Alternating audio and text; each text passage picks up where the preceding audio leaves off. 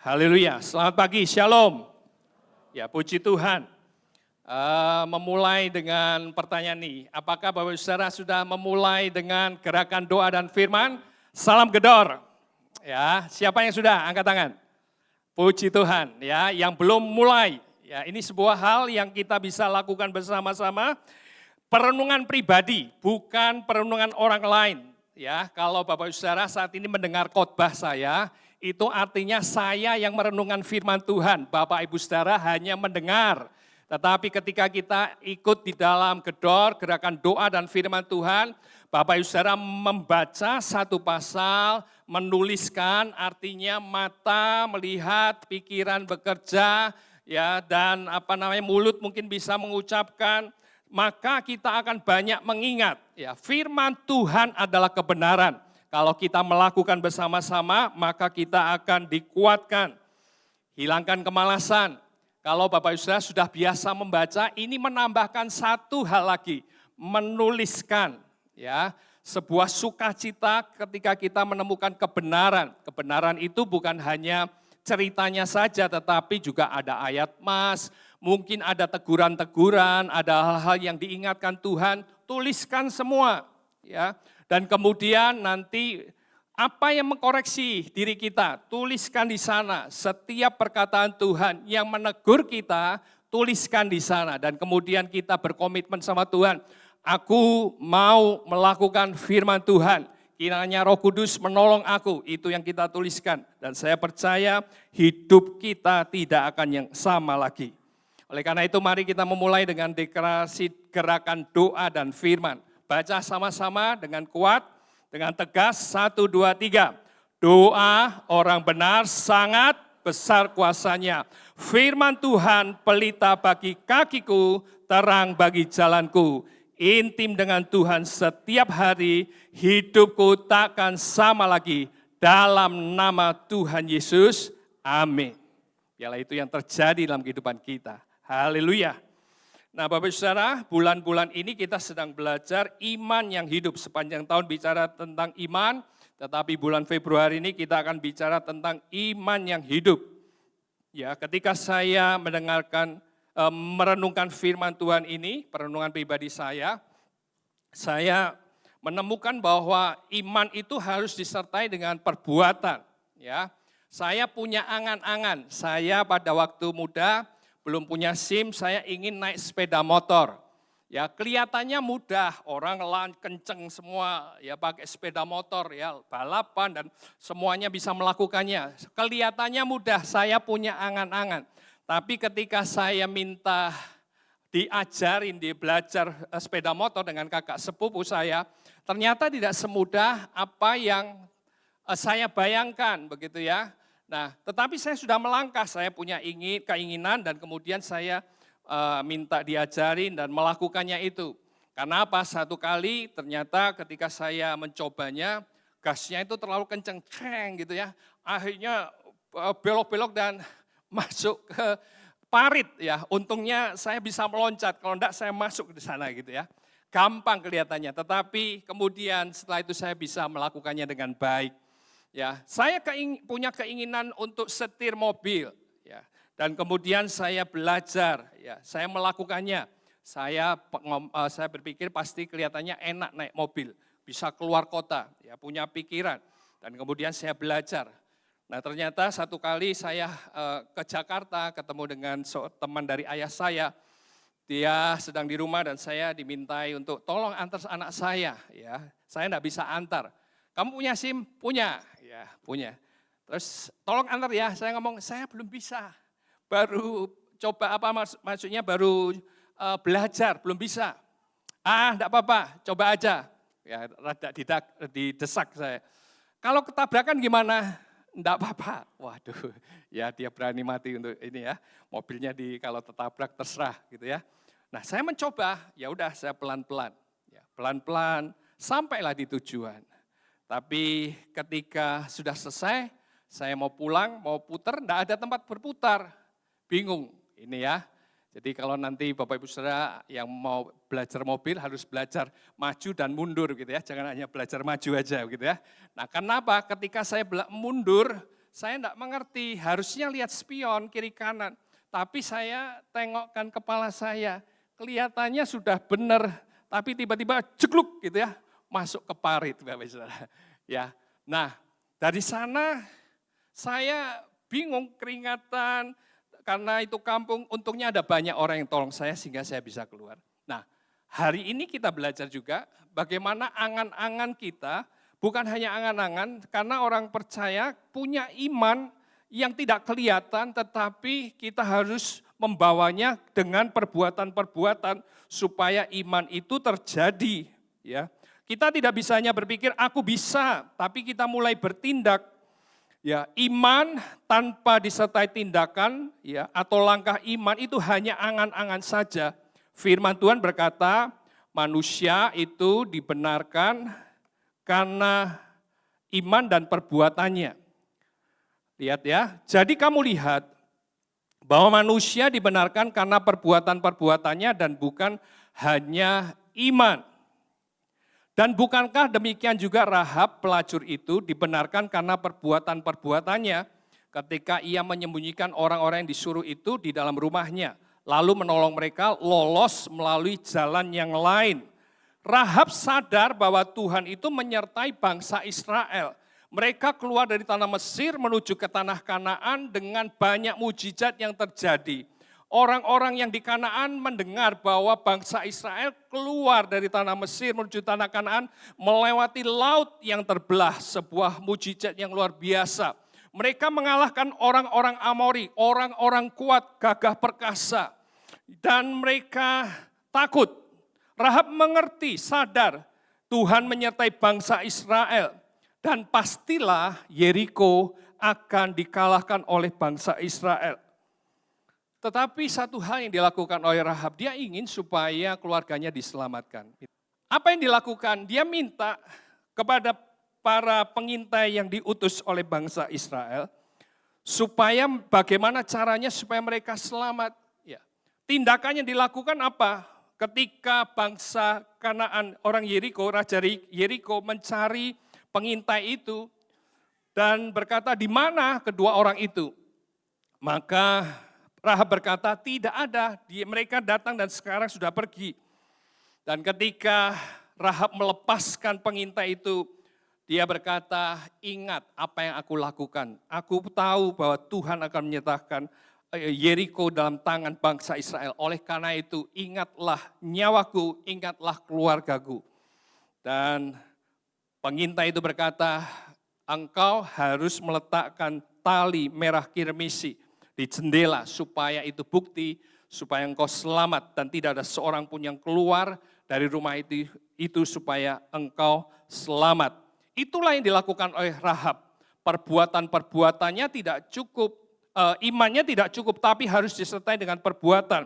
Karena ayat 26 berkata, sebab seperti tubuh tanpa roh adalah mati, demikian juga iman tanpa perbuatan-perbuatan adalah mati. Itu kata firman Tuhan. Nah, Bapak Saudara yang punya masa waktu lalu pacaran, dan sekarang mungkin menikah atau mungkin anak-anak muda yang pacaran, ya.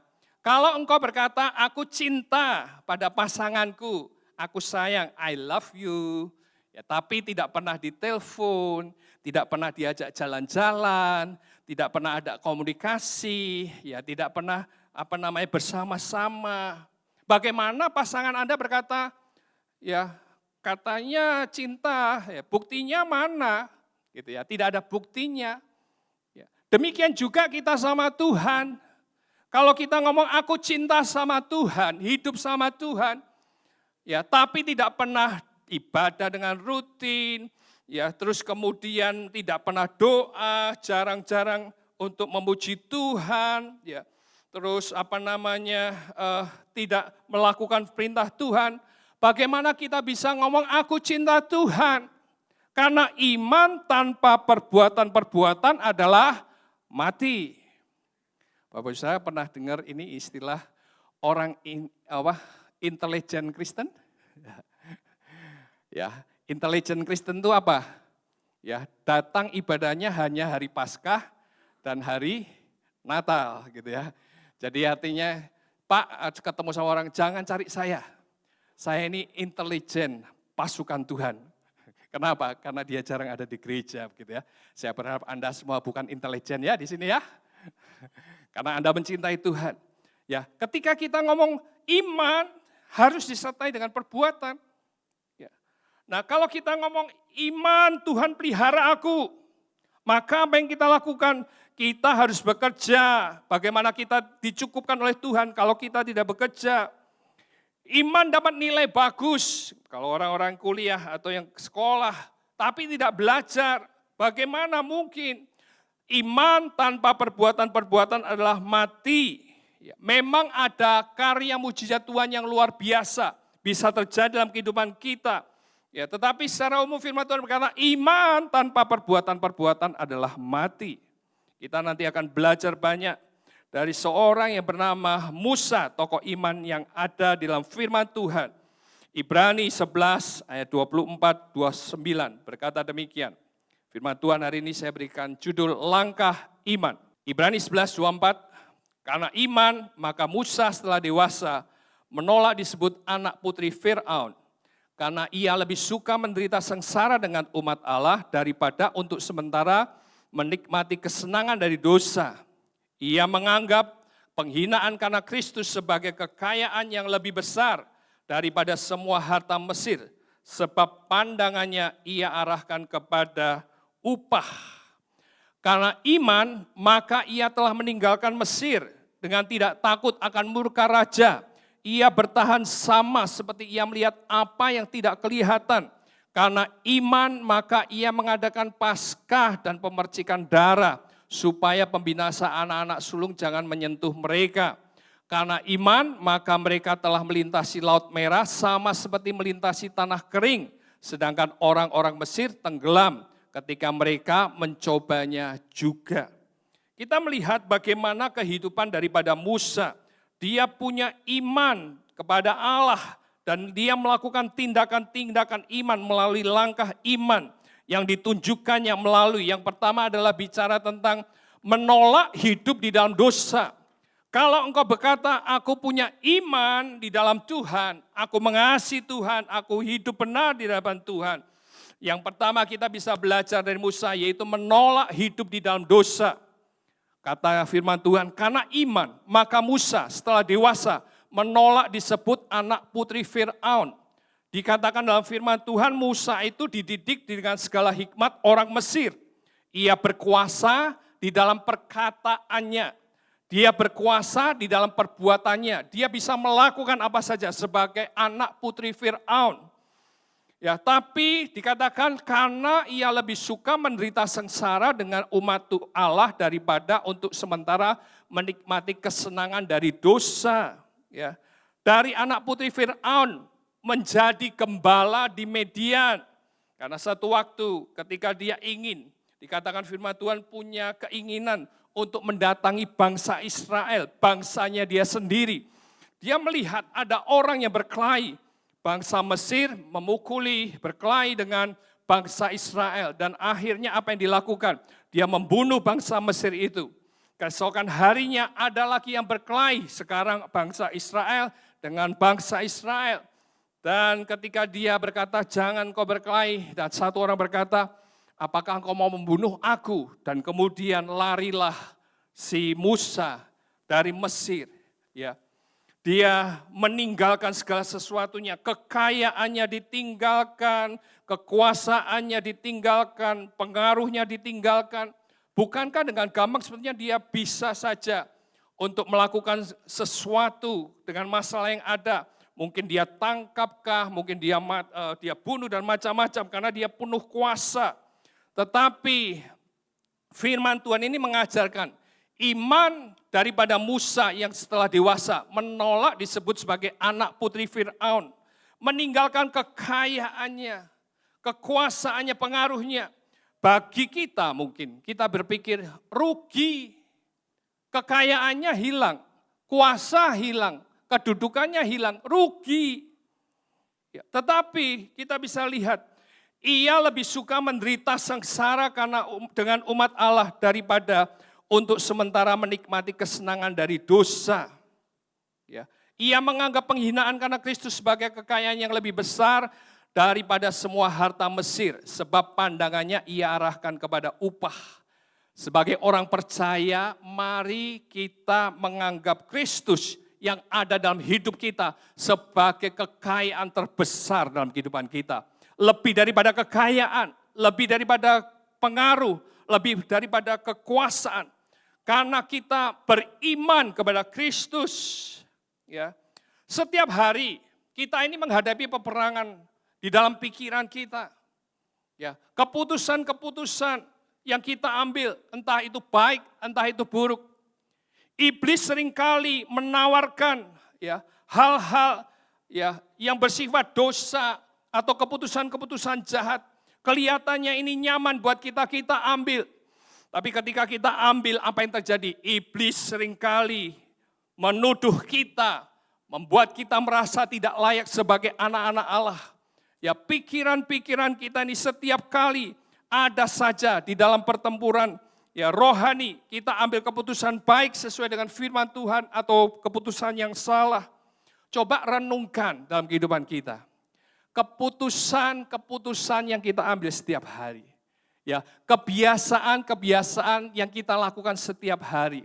Apakah itu menunjukkan iman kita kepada Tuhan atau tidak? Bagaimana dengan kehidupan di dalam bisnis kita? Kalau kita punya iman sama Tuhan, tentunya keputusan-keputusan kita berbeda. Kita akan sama dengan keputusan sesuai firman Tuhan. Bagaimana dengan hutang piutang kita? Ya, apakah kita berpikir, lumayan, ada hutang yang sudah tidak ditagih, sudah lama, lumayan. Atau kita berpikir, hutang adalah hutang, harus dibayar. Kalau kita punya iman di dalam Tuhan, kita menolak hidup di dalam dosa. Kalau hutang tidak terbayar, itu adalah sebuah beban hidup buat hidup kita.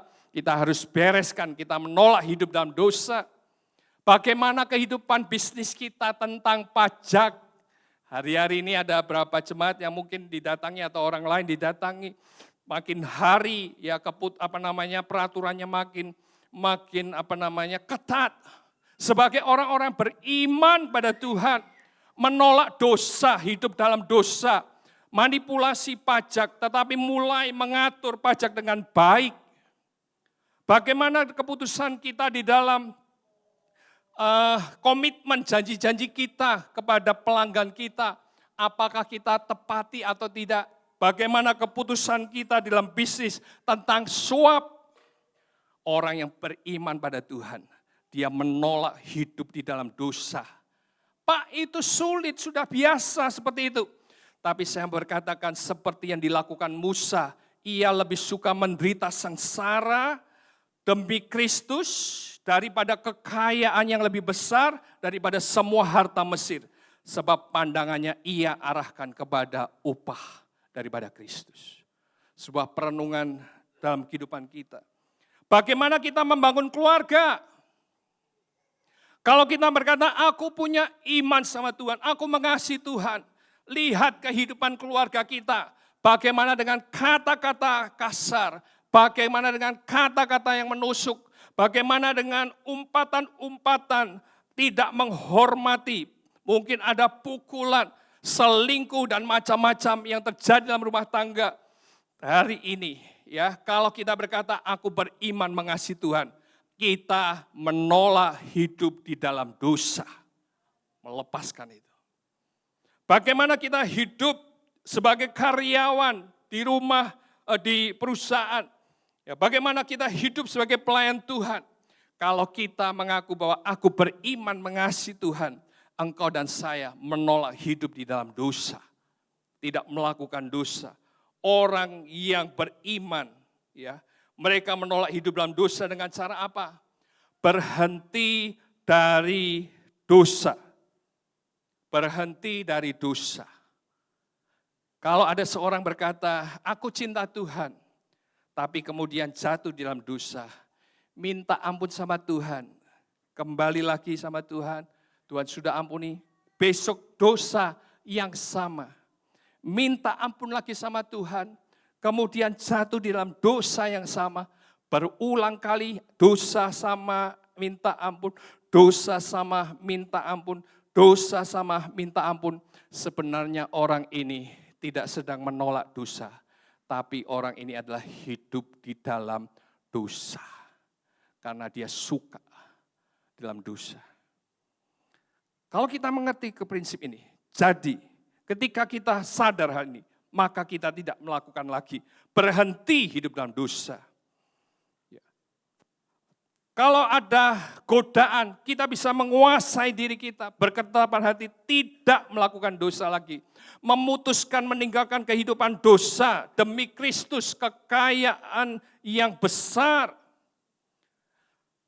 Karena aku cinta Tuhan, aku berhenti. Saya tahu bahwa kebiasaan-kebiasaan yang kita bangun itu tidak gampang untuk dilepaskan. Ya, biasa marah, setiap kali marah.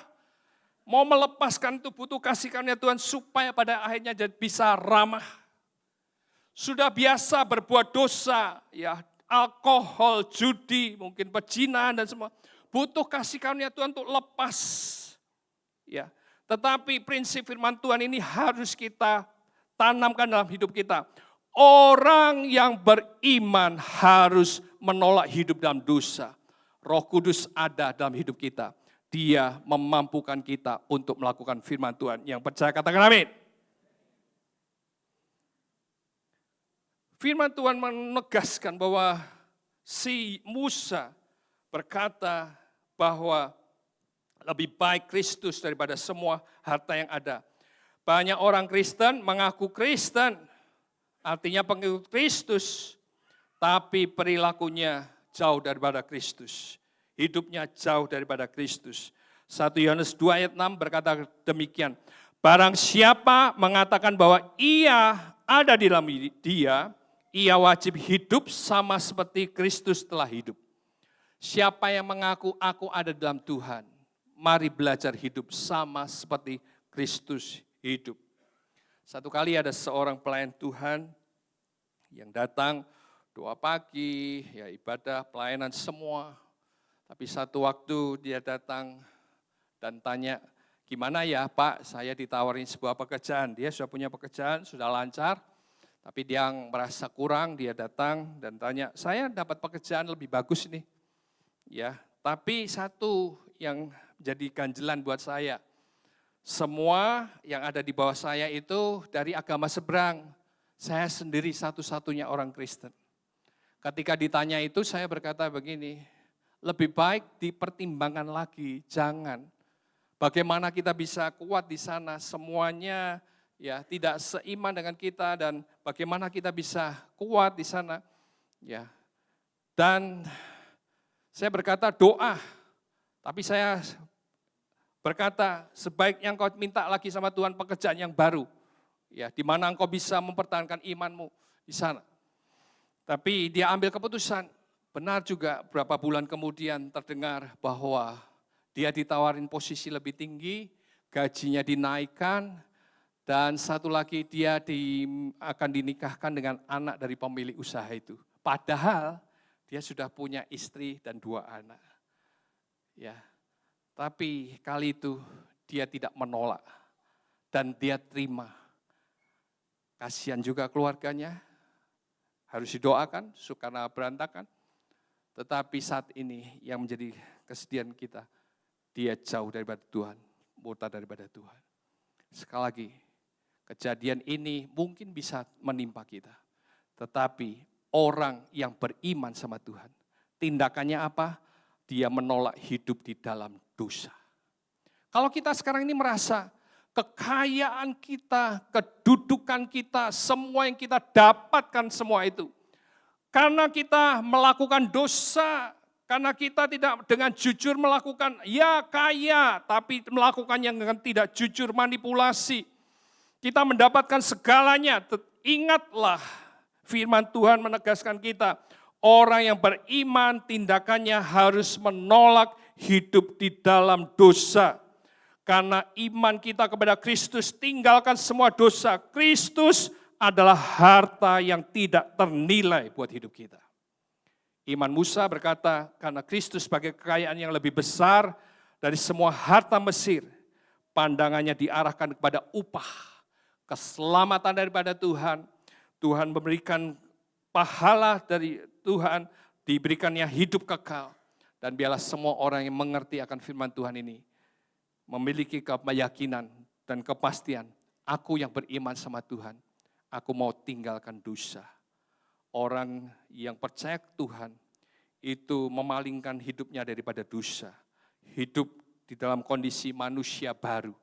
Dan semua orang yang mengerti firman Tuhan ini biarlah melakukan firman Tuhan. Paulus sekali waktu dia berkata, semuanya ku tinggalkan. Karena pengenalanku akan Kristus itu lebih dahsyat, lebih luar biasa. Biarlah itu juga jadi pemahaman doa kita. Bahwa Kristus ada di atas segala-galanya. Amin. Hal yang kedua yang kita bisa pelajari dari firman Tuhan, langkah iman yang ditunjukkan melalui iman dan tindakan, yaitu bicara tentang mentaati firman Tuhan. Sebuah kata-kata yang mungkin seringkali kita dengar, tetapi lihatlah apa yang dilakukan oleh Musa. Dia berkata kepada orang-orang yang ada, ya, supaya mereka melakukan pemercikan darah. Karena iman maka ia mengadakan Paskah. Musa mengadakan Paskah dan pemercikan darah supaya pembinasa anak-anak sulung jangan menyentuh mereka. Ketika Allah ingin membawa bangsa Israel keluar dari tanah Mesir, kutukan terakhir adalah Allah akan menulahkan supaya anak-anak sulung dari bangsa Mesir akan mati. Dan sebagai pembedanya apa? Allah berkata kepada Musa, ya, percikkan darah di pintu supaya pembinasa malaikat yang akan mencabut nyawa anak-anak sulung itu jauh daripada rumahmu. Dan itu yang dilakukan oleh Musa. Dari firman Tuhan ini kita bisa merenungkan bahwa iman itu dasarnya firman Tuhan. Iman itu dasarnya perintah Allah, bukan keinginan diri sendiri. Ya, iman tidak sama dengan kata-kata positif yang seringkali muncul dari hidup kita karena ingin sesuatu, ya, ingin sesuatu supaya kita lebih sukses, bukan. Tetapi iman dasarnya firman Tuhan. Ketika engkau percaya firman Tuhan, Tuhan akan memberkati engkau. Kalau engkau cari Tuhan, cari dulu kerajaan surga, maka itu adalah hal yang kita bisa lakukan. Ya, ketika firman Tuhan berkata bahwa segala hal dapat kutanggung dalam Tuhan yang memberi kekuatan padaku, engkau melakukannya, engkau tetap setia, tetap di dalam Tuhan, itu yang harus kita lakukan. Karena iman dasarnya adalah firman Tuhan, perintah Allah. Musa memimpin bangsa Israel karena apa? Perintah Allah. Musa melakukan semua mujizat karena apa? Perintah Allah. Musa melakukan pemercikan darah karena apa? Perintah Allah. Ya. Iman itu dasar, bahan baku atau semua hal substansi. Bagaimana kita bisa menerima janji Allah? Kalau kita ingin janji Allah, dasari semua dengan firman Allah. Firman Tuhan, mentaatinya. Ya. Gerakan doa dan firman bukan hanya sekedar gerakan. Tetapi ya, sebuah kerinduan di mana semua jemaat ya hidup di dalam iman di dalam Tuhan. Oleh karena itu kita bisa membawa perenungan kita pembacaan firman Tuhan supaya lebih mengerti melakukan firman Tuhan. Seorang yang bernama Smith Wigglesworth, ya, seorang nabi Allah, dia pernah dipakai Tuhan membangkitkan 14 orang mati. Dia punya prinsip demikian. Tuhan berfirman, aku percaya, maka mujizat terjadi. Tuhan berfirman, aku percaya, mujizat terjadi. Mari katakan bersama-sama, Tuhan berfirman, aku percaya, mujizat terjadi. Sekali lagi, Tuhan berfirman, aku percaya, mujizat terjadi. Taati firman Tuhan. Kekurangan orang percaya apa? Mereka sudah cukup banyak dengar firman Tuhan. Mereka mungkin sudah banyak baca firman Tuhan. Kekurangan orang Kristen adalah ketaatan melakukan firman Tuhan. Ketika kita ada di dalam kondisi kecewa karena ada orang yang mengkhianati kita, memfitnah kita, Tuhan berkata, doakan mereka, ampuni mereka. Pikiran kita berkata, enggak Tuhan, sakit hatiku Tuhan. Tetapi orang yang melakukan firman Tuhan, dia akan melangkah, belajar mengampuni. Ketika ada dosa yang mengikat kita bertahun-tahun terus, dan itu menjadi sebuah kesenangan buat kita. Ya, firman Tuhan berkata, hidup di dalam kekudusan, hidup sama seperti Kristus hidup. Kau berkata, enggak Tuhan, ini enak Tuhan. Ya, aku sudah melakukannya, enggak apa-apa kok. Tuhan juga berkati aku kok. Tapi orang yang beriman, tindakannya apa? Melepaskan, mentaati firman Tuhan. Bagaimana kehidupan kita di dalam memberi, ya. Bagaimana kehidupan kita di dalam menghormati orang tua, bagaimana kehidupan kita sehari-hari, evaluasi. Apakah kita ini hidup mentaati firman Tuhan atau belum? Kalau belum, mari melangkah mentaati. Kalau sudah, terus lakukan. Tuhan menyukainya. Saya merenungkan bahwa kita semua orang ini ada bagian-bagian di mana kita berhasil melakukan firman Tuhan, mentaati firman Tuhan. Tapi ada sisi-sisi yang kita belum berhasil. Oleh karena itu kalau kita sadar ada di bagian di mana kita belum berhasil, datang sama Tuhan, Tuhan aku mau mentaati firman Tuhan. Karena keinginan kita dan karya Roh Kudus akan memampukan kita untuk melakukan firman Tuhan. Yang mengerti katakan amin. Mentaati firman Tuhan, mentaati firman Tuhan. Engkau yang dewasa dalam Tuhan, engkau dan saya belajar. Ya, tindakan iman sebagai orang percaya adalah belajar mentaati firman Tuhan. Apa yang kita bisa pelajari lagi daripada Musa?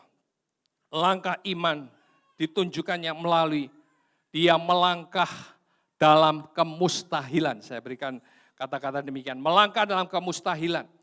Karena iman, maka mereka, bangsa Israel, telah melintasi Laut Merah sama seperti melintasi tanah kering. Sedangkan orang-orang Mesir tenggelam ketika mereka mencobanya juga. Saya mau berkata, tidak banyak orang mengalami mujizat secara ajaib. Ya, tidak masuk akal buat kita. Ya. Dari peristiwa ini kita bisa berpikir, bagaimana benda cair, air itu bisa terbelah. Tidak masuk akal. Tidak sesuai dengan hukum fisika, tidak masuk akal itu. Tapi ketika kita punya iman, Tuhan sanggup menolong kita. Kita punya iman bahwa Tuhan adalah Tuhan segala Tuhan yang sanggup melakukan mujizatnya. Kita bisa melangkah di dalam kemustahilan itu. Ya. Seringkali kita berpikir, tidak mungkin. Tapi ada Tuhan yang sanggup membuat jalan di tengah laut yang ada. Ya, tidak masuk akal, tetapi Tuhan melakukan hal itu. Menurut Bapak Ibu Saudara, lebih gampang mengolesi rumah dengan darah atau lebih gampang melewati laut yang terbelah? Lebih gampang yang mengolesin darah kan? Tidak ada risiko, cuma mengolesin darah, potong kambing atau domba, olesin aja. Tapi melangkah di laut ini, saya percaya mungkin orang-orang akan berpikir, bagaimana ya? Kalau melangkah, terus tiba-tiba air kembali gimana? Kan saya mati. Mungkin dia lihat ke atas, oh tinggi sekali ya airnya ya. Bagaimana ya kalau nanti tiba-tiba kembali? Ya, waktu lalu enggak ada selfie ya. Mungkin kalau ada selfie kita bisa foto-foto gitu ya. Nah, mereka melewati itu, takut juga mungkin ada ikan besar tiba-tiba keluar. Ya, ada banyak kekhawatiran di sana. Mustahil ini, tidak mungkin. Tetapi mereka melangkah, ya, itu tindakan iman mereka. Mereka melangkah sampai kepada tujuan yang ada. Ya, di dalam kemustahilan Tuhan sanggup melakukan mujizatnya. Tuhan tidak melenyapkan Laut Merah, tetapi membelahnya agar Israel dapat menyeberanginya. Tuhan mungkin tidak melenyapkan masalah kita, tapi Tuhan akan membuka mujizatnya bagi kita untuk melewatinya. Yang percaya katakan amin. Ada banyak hal yang kita anggap tidak mustahil, tetapi Tuhan sanggup melakukan mujizatnya. Mereka berjalan setapak demi setapak. Mereka mempercayai Tuhan yang sudah melakukan mujizat sebelumnya, melangkah di dasar laut yang kering. Sadarkah kita bahwa Bapak Ibu Saudara bahwa seringkali yang menghalangi mujizat Tuhan terjadi dalam kehidupan kita adalah ketidakpercayaan kita. Bagaimana mungkin apa yang aku lakukan ini sudah jalan buntu, bagaimana mungkin? Ya, ada satu kali Yesus datang ke kerumunan orang-orang dengan murid-muridnya. Ya, dan Yesus melihat apa yang terjadi. Ayah dari seorang anak yang kerasukan, anak bisu, ya dikatakan dari kitab yang lain sakit ayan, dia berkata, aku bawa anakku ini ke murid-muridmu, aku minta didoakan tapi mereka tidak sembuh semua. Dan Yesus berkata, hai engkau orang-orang percaya, orang-orang yang tidak percaya, berapa lama lagi aku harus tinggal bersama dengan engkau. Dan orang tua ini berkata, Tuhan, kalau engkau sanggup, tolong sembuhkan anakku. Tapi apa yang dikatakan oleh Tuhan?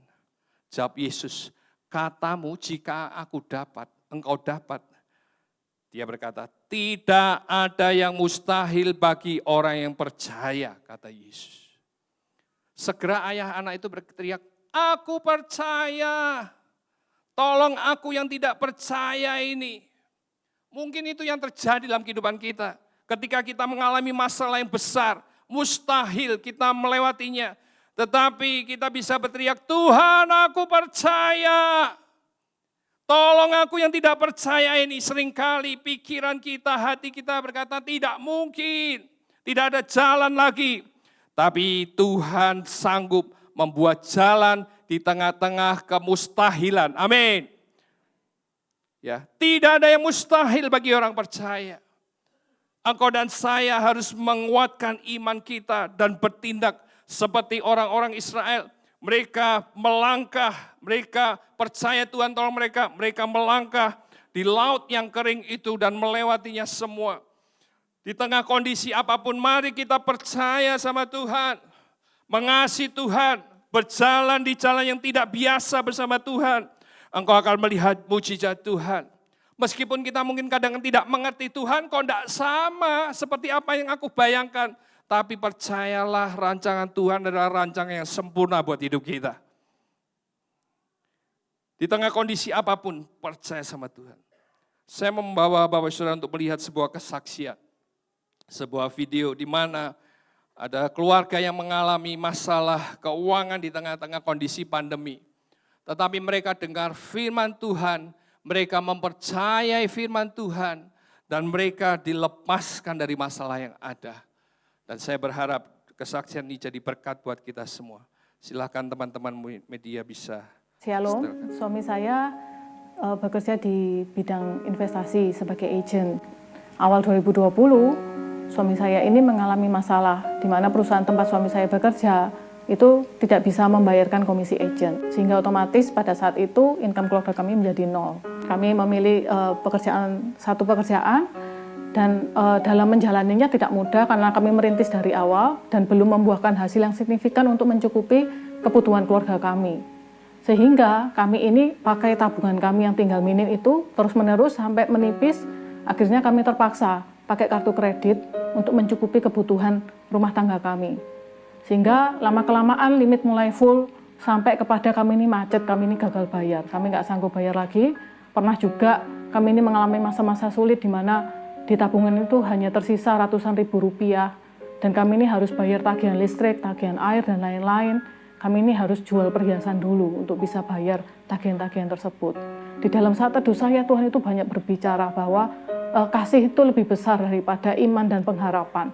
Jadi Tuhan itu mengajarkan saya untuk mengasihi suami saya sekalipun dalam masa terpuruk itu. Tuhan mengingatkan saya pada janji pernikahan bahwa mengikut suami saya itu harus dalam suka dan duka. Jadi kalau saya ini diizinkan ikut suami ini dalam masa duka, ya berarti saya harus memilih untuk setia karena itu yang Tuhan kehendaki. Pada waktu saya berdoa hari demi hari, bulan demi bulan, itu jawaban doa itu seakan-akan itu tidak kunjung datang ya. Tapi Tuhan itu setia. Tuhan itu setia pada waktu saya itu mengalami down. di hari yang sama Tuhan itu selalu mengasih firman-Nya gitu melalui saat teduh pagi, atau mungkin pada waktu saya ini ikut saat teduh bersama Pastor Philip, atau juga mungkin ada acara di pendoa, saya ikut, firman-firman-Nya itu menghidupkan saya. April 2021 kemarin, saya itu ikut pertemuan pendoa. Ya, saya juga melayani di departemen pendoa, dan waktu di akhir pertemuan, Yeni Verodika mendoakan saya dan menubuatkan saya secara spesifik, di mana yang disampaikan kurang lebih seperti ini, 3 bulan dari sekarang, Tuhan itu akan memberikan pemulihan secara finansial. Dan itu berarti terjadi di bulan Juli 2021. Namun tiba-tiba di awal Juli 2021 kami ini terkena COVID. Dan semangat kami down lagi. Dan saya itu bertanya sama Tuhan di saat teduh pribadi saya di pagi hari. Tuhan, ini sudah tanggal 30 Juli, kok saya belum melihat sedikit pun Tuhan tanda-tanda pemulihan finansial keluarga saya. Tiba-tiba Tuhan itu menjawab dalam hati, berbahagialah mereka yang tidak melihat namun percaya. Itu ada di Yohanes 20 ayat 29. Dan saat itu juga saya memutuskan untuk menguatkan iman percaya saya sama Tuhan. Dan malam harinya, suami saya itu terima telepon dari saudaranya yang berkata bahwa salah satu aset keluarga kami itu sudah laku terjual.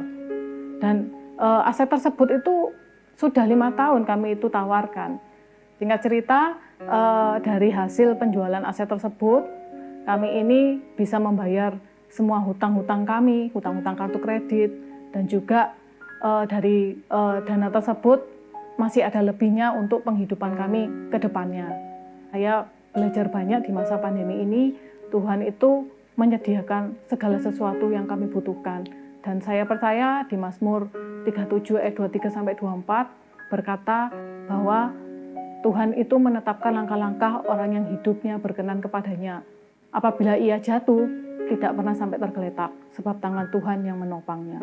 Bagi Anda yang mengalami pergumulan sama seperti saya, tetap percaya bahwa Tuhan itu pasti menolong Anda, karena Tuhan itu karakternya adalah baik. Jikalau sampai saat ini pergumulan Anda masih belum selesai, mungkin ada sesuatu yang Tuhan tunggu, prosesnya yang memang belum selesai dalam kehidupan Anda. Tetap percaya, jangan mengeluh, terus mengucap syukur atas kebaikan Tuhan. Lakukan bagian kita yang terbaik dan juga biarkan Tuhan yang bekerja melalui mujizat-mujizatnya.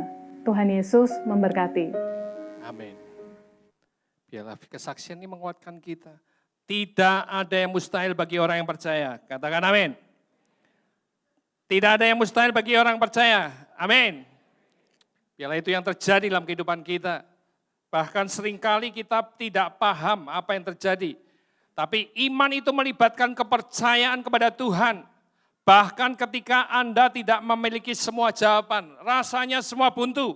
Tetapi iman itu melibatkan kepercayaan kita kepada Tuhan. Melangkahlah, melangkahlah, melangkahlah. Tuhan akan tolong kita. 2-3 minggu yang lalu saya berjalan dengan seorang teman. Dia menceritakan, ada sebuah kesalahan yang dia ambil, dia salah ambil keputusan, bisnisnya keganggu dan dia bingung, dia hampir putus asa. Tapi terus dia datang sama Tuhan, Tuhan tolong. Dan dia berkata, 1/2 tahun ini aku lihat, ya memang aku tidak berkelebihan seperti masa lalu, tapi aku melihat pertolongan Tuhan, setapak demi setapak aku melewatinya. Dan itulah yang saya percaya terjadi dalam setiap orang yang percaya pada Tuhan. Tidak ada yang mustahil bagi Tuhan. Amin. Biarlah ini jadi kekuatan buat kita. Engkau yang berkata, aku beriman sama Tuhan.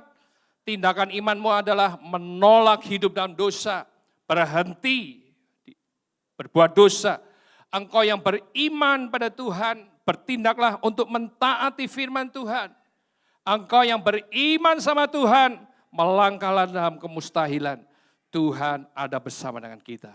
Tuhan mau dipermuliakan. Amin untuk firman Tuhan.